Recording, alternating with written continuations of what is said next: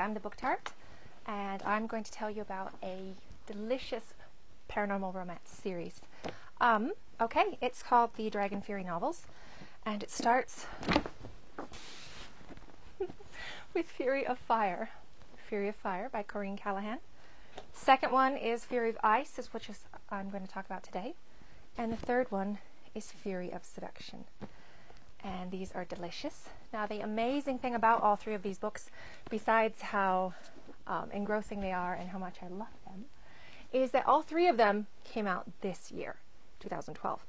Corinne Callahan blazed onto the scene, and she has captured my heart and my attention. I love these books. All right, so in the first one, Fury of Fire, you're introduced to the dragon kind.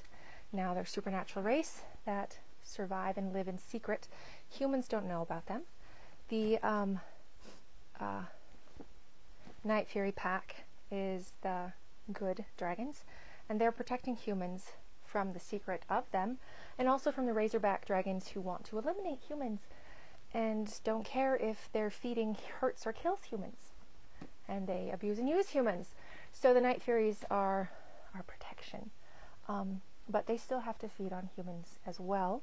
It's kind of like the vampire mythology a little bit, where instead of blood, though, they are feeding through human women on the meridian, which is the energy source of the universe, I think. So they can do it nicely and gently and make you forget, or they can be like the Razorbacks and use and abuse and take and kill. But they do need humans, and the Razorbacks are trying to figure out a way to not need humans, to kill off humans and just be dragons. And so in the second book, Rykar, who's an ice dragon, he is frantically, passionately, desperately seeking Angela. Angela is the human cop that you meet in the first novel, and she has been abducted by Ivar, the crazy leader of the Razorbacks, and she's in his lab. She's a very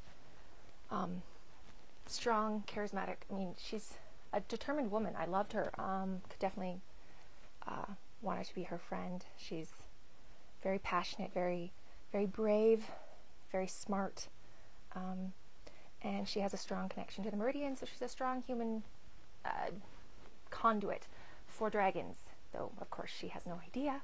And so Ivar is hoping that as he kidnaps human women who have strong connections to the Meridian, he can figure out how to breed dragon females, because there are no dragon females.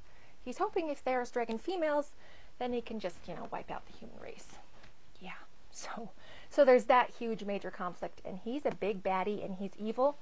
And the twisty thing, which I think makes him even more evil, is you can almost see his point just a little bit as to what his grudge against the human race is.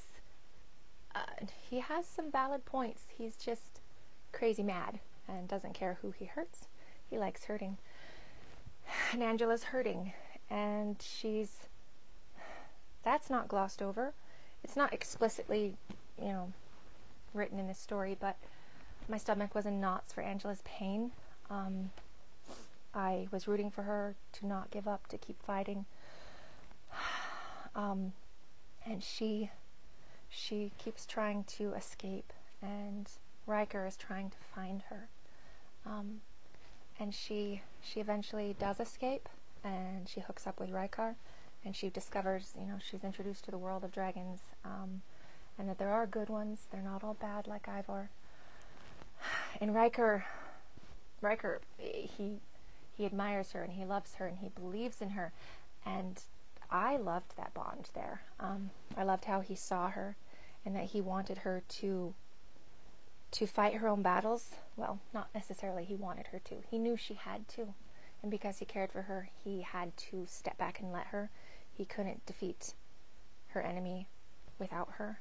And so he let her be part of that, a vital part of that.